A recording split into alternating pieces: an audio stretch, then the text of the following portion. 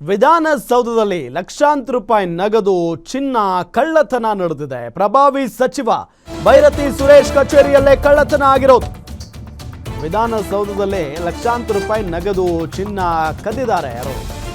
ಯಾರ ಒಂದು ಕಚೇರಿಯಲ್ಲಿ ಅಂತ ಅಂದ್ರೆ ಪ್ರಭಾವಿ ಸಚಿವರಿದಾರಲ್ಲ ಭೈರತಿ ಸುರೇಶ್ ಅವರು, ಅವ್ರ ಕಚೇರಿಯಲ್ಲಿ ಕೆಲಸದ ನಿಮಿತ್ತ ಸಚಿವರ ಕಚೇರಿಗೆ ನವೀನ್ ಅನ್ನೋ ವ್ಯಕ್ತಿ ಬಂದಿದ್ದ. ಚಿನ್ನಾಭರಣ ಹಾಗೂ ಕ್ಯಾಶ್ ಇದ್ದ ಕೈ ಚೀಲದೊಂದಿಗೆ ಬಂದಿದ್ದ ನವೀನ್ ಸಚಿವರ ಕಚೇರಿಯಲ್ಲೇ ಕೈಚೀಲ ಮರೆತು ಹೋಗಿದ್ದ. ಮಾರನೇ ದಿನ ಬಂದು ನೋಡಿದಾಗ ಕೈಚೀಲ ನಾಪತ್ತೆ ಆಗಿತ್ತು. ಗಾಬರಿಗೊಂಡ ನವೀನ್ ವಿಧಾನಸೌಧ ಪೊಲೀಸ್ ಠಾಣೆಗೆ ದೂರನ್ನ ಕೊಟ್ಟಿದ್ದಾರೆ. ಸಿಸಿಟಿವಿ ಪರಿಶೀಲನೆಯಲ್ಲಿ ಡಿಪಿಆರ್ ಡಿ ಗ್ರೂಪ್ ನೌಕರನ ಪಾತ್ರ ಇರೋದು ಪತ್ತೆಯಾಗಿದೆ. ಇಲ್ಲ, ವಿಧಾನಸೌಧದಲ್ಲಿ ಹಿಂಗೆಲ್ಲ ಅಷ್ಟು ಸುಲಭ ಅಲ್ಲ ಕಳ್ಳತನ ಆಗೋದು. ಯಾಕಂತ ಅಂದ್ರೆ ಹೆಜ್ಜೆ ಹೆಜ್ಜೆಗೂ ಸಿಸಿ ಕ್ಯಾಮ್ರಾಗಳಿದ್ದಾವೆ. ಒಂದು ಹೆಜ್ಜೆ ಇಟ್ಟರೆ ಅಲ್ಲಿ ಏನಾದರೂ ಇದ್ದರೆ ಗೊತ್ತಾಗ್ಬಿಡುತ್ತೆ, ಹಂಗಿರುತ್ತೆ, ಅಷ್ಟು ಭದ್ರತೆ ಇದೆ ಅಲ್ಲಿ. ಬಟ್ ಒಬ್ಬ ಪ್ರಭಾವಿ ಸಚಿವರ ಕಚೇರಿಯಲ್ಲೇ ಚಿನ್ನಾಭರಣ ಜೊತೆಗೆ ಕ್ಯಾಶ್ ಇದ್ದಂಥ ಚೀಲವನ್ನು ತೆಗೆದುಕೊಂಡು ಹೋಗ್ತಾರೆ ಅಂತ ಅಂದರೆ ಅದು ಸುಲಭ, ಕಂಡುಹಿಡಿತಾರೆ, ಪೊಲೀಸ್ನವರು ಬಿಡಲ್ಲ. ಬಟ್ ಈಗ ಡಿ ಗ್ರೂಪ್ ನೌಕರನ ಪಾತ್ರ ಇದೆ ಇದರಲ್ಲಿ ಅನ್ನೋ ಸುದ್ದಿ ಈ ಫೋಟೋದಲ್ಲಿ ನಿಮಗೆ ತೋರಿಸ್ತಾ ಇದ್ದೀವಿ. ಇದೇ ವ್ಯಕ್ತಿ ಆ ಹಣ ಮತ್ತು ಚಿನ್ನಾಭರಣವನ್ನು ಇದ್ದಂಥ ಚೀಲನ ತಗೊಂಡು ಹೋಗಿದ್ದಾರೆ ಅನ್ನೋ ಮಾಹಿತಿಯೂ ಕೂಡ ಇದೆ. ನೋಡಿ, ಆ ವ್ಯಕ್ತಿ ಏನೋ ನವೀನ್ ಅನ್ನೋ ವ್ಯಕ್ತಿ ಚಿನ್ನಾಭರಣ ಮತ್ತು ಸ್ವಲ್ಪ ಕ್ಯಾಶ್ ಇದ್ದಂಥ ಚೀಲವನ್ನು ತಗೊಂಡು ಹಾಗೆ ಬಂದಿದ್ರಂತೆ ಕಚೇರಿಗೆ. ಅಲ್ಲೇ ಮರ್ತು ಹೋಗ್ಬಿಟ್ಟಿದ್ದಾರಂತೆ ಅವರು. ನೋಡಿ, ಲಕ್ಷಾಂತರ ರೂಪಾಯಿ ಹಣ ಮತ್ತು ಚಿನ್ನಾಭರಣ ಇದ್ದಂಥ ಚೀಲನ ಮರ್ತು ಹೋಗಿದ್ರಂತೆ ನವೀನ್. ಸೊ ಅದಾದ ನಂತರ ಮಾರನೇ ದಿನ ಬಂದು ನೋಡಿದ್ದಾರೆ, ಅಲ್ಲಿ ಇರಲಿಲ್ಲ ಅದು. ಸೊ ಅದು ಈ ಡಿ ಗ್ರೂಪ್ ನೌಕರನ ಕೈಯಲ್ಲಿ ಸಿಕ್ಕಿದೆಯಂತೆ, ಅವರು ತಗೊಂಡು ಹೋಗಿದ್ದಾರೆ ಅದನ್ನು. ಸೊ ಅದಾದ ನಂತರ ಗಾಬರಿಗೊಂಡು ವಿಧಾನಸೌಧ ಪೊಲೀಸ್ ಠಾಣೆಗೆ ಕಂಪ್ಲೇಂಟ್ ಕೊಟ್ಟಿದ್ದಾರೆ ನವೀನ್ ಅವರು. ಸೊ ವಿಧಾನಸೌಧ ಪೊಲೀಸ್ನವರು ಬಂದು CCTV ಪರಿಶೀಲನೆ ಮಾಡಿದಾಗ DPAR ಡಿ ಗ್ರೂಪ್ ನೌಕರ ಇದನ್ನು ತಗೊಂಡು ಹೋಗಿದ್ದಾನೆ ಅನ್ನೋದು ಒಂದು ಸ್ವಲ್ಪ ಗೊತ್ತಾಗಿದೆ ಅವರಿಗೆ. ಡಿ ಗ್ರೂಪ್ ನೌಕರನ ಕೈ ಚೀಲ ಹಿಡಿದು ಆ ನೌಕರ ನವೀನ್ ಅವರು ತಂದದ್ದಂಥ ಒಂದು ಆ ಕೈಚೀಲ ಏನಿತ್ತಲ್ಲ, ಲಕ್ಷಾಂತರ ರೂಪಾಯಿ ಮತ್ತು ಚಿನ್ನಾಭರಣ ಇದ್ದಂಥ ಕೈಚೀಲ, ಅದನ್ನು ಹಿಡಿದುಕೊಂಡು ಹೋಗುವಂಥ ದೃಶ್ಯ ಸೆರೆಯಾಗಿದೆ.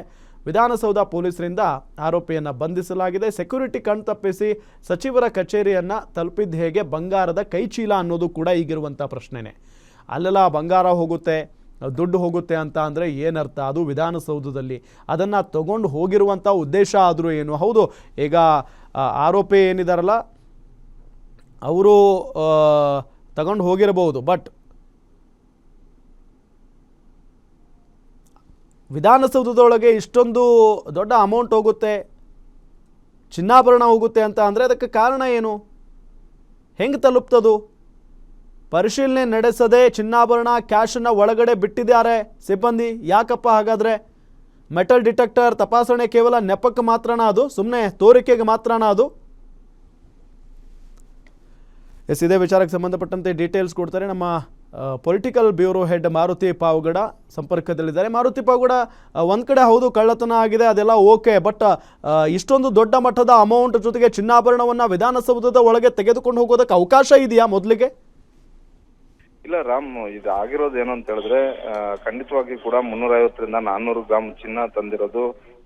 ಯಾವ್ದೋ ಬ್ಯಾಗಲ್ಲಿ ತಂದಿದ್ರೆ ಸಹಜವಾಗಿನೇ ಮೆಟಲ್ ಡಿಟೆಕ್ಟರ್ ಅಲ್ಲಿ ಅದನ್ನ ತಡೆಯುವಂತ ಒಂದು ಕೆಲಸ ಆಗ್ತಿತ್ತೇನೋ ಗೊತ್ತಿಲ್ಲ. ಆದ್ರೆ ಇದಾಗಿರುವಂತಹ ಬೆಳವಣಿಗೆ ನೋಡಿದ್ರೆ, ಈ ಪ್ರಕರಣದ ಬೆಳವಣಿಗೆ ನೋಡಿದ್ರೆ ಬಹಳಷ್ಟು ಅನುಮಾನಗಳು ಉಟ್ಕೊಳ್ತಾ ಇರುವಂತದ್ದು ನಿಜ. ಆತ ಕೆಲಸಕ್ಕೋಸ್ಕರ ಬಂದಂತೆ ಕಾಣಿಸ್ತಿದೆ. ಕೆಲಸಕ್ಕೋಸ್ಕರ ಬಂದಾಗ ಬಹಳಷ್ಟು ಹಣಕ್ಕೆ ಬೇಡಿಕೆ ಇಟ್ಟಂತೆ ಕಾಣಿಸ್ತಿದೆ. ಆ ಸಂದರ್ಭದಲ್ಲಿ ಹಣ ಇಲ್ಲದೆ ಇದ್ದಿದ್ರಿಂದ ತನ್ನ ಮೈಮೇಲಿದ್ದಂತಹ ಒಡವೆಗಳನ್ನ ಬಿಚ್ಚಿಟ್ಟು ಅದನ್ನ ಸಚಿವರ ಮುಂದೆ ಇಟ್ರ ಅನ್ನುವಂತಹ ಅನುಮಾನಗಳು ಮತ್ತೆ ಗುಸುಗುಸು ಮಾತುಗಳು ವಿಧಾನಸೌಧದ ಪಡಸಾಲೆಯಲ್ಲಿ ಈಗ ಚರ್ಚೆ ಆಗ್ತಾ ಇರುವಂತದ್ದು.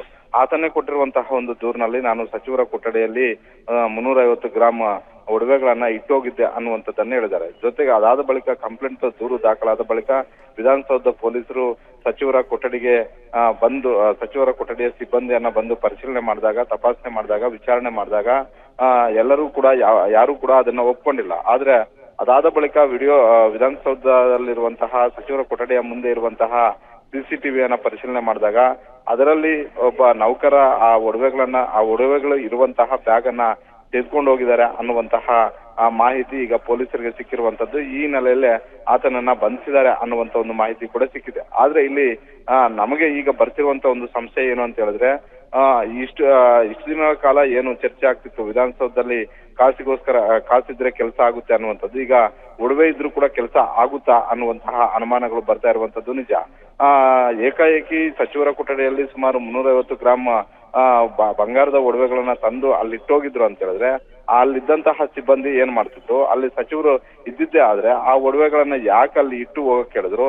1-2 ದಿನಗಳಾದ ಬಳಿಕ ಬಂದಂತಹ ಆ ವ್ಯಕ್ತಿ ಕಚೇರಿಯಲ್ಲಿದ್ದಂತಹ ಸಿಬ್ಬಂದಿಯನ್ನ ವಿಚಾರಣೆ ಮಾಡಿದ ಬಳಿಕ ಆತನಿಗೆ ಸಿಗದೆ ಇರೋ ಕಾರಣಕ್ಕೋಸ್ಕರವೇ ಆತ ಹೋಗಿ ಪೊಲೀಸ್ ಠಾಣೆಯಲ್ಲಿ ದೂರು ದಾಖಲು ಮಾಡುವಂತದ್ದು. ಒಟ್ಟಾರೆ ಈ ಪ್ರಕರಣ ಒಂದು ವೇಳೆ ಬಹಳಷ್ಟು ಆಳಕ್ಕೆ ಹೋಗಿ ವಿಚಾರಣೆ ಮಾಡಿದ್ದೆ ಆದ್ರೆ ಬಹುತೇಕ ದೊಡ್ಡ ಮಟ್ಟದ ಒಂದು ಹಗರಣ ಆದ್ರೂ ಕೂಡ ಆಶ್ಚರ್ಯ ಇಲ್ಲ. ಅಂದ್ರೆ ಬಂಗಾರವನ್ನು ಕೂಡ ತಗೊಂಡು ಈ ರೀತಿ ಕೆಲಸಗಳು ಆಗ್ತಿದಾವ ಅನ್ನುವಂತಹ ಏನ್ ಅನುಮಾನಗಳು ಮತ್ತೆ ಪ್ರಶ್ನೆಗಳು ಉಟ್ಕೊಂಡಿದ್ದಾವೆ. ಇದಕ್ಕೆ ತನಿಖಾಧಿಕಾರಿ ಉತ್ತರಿಸಬೇಕಾಗುತ್ತೆ.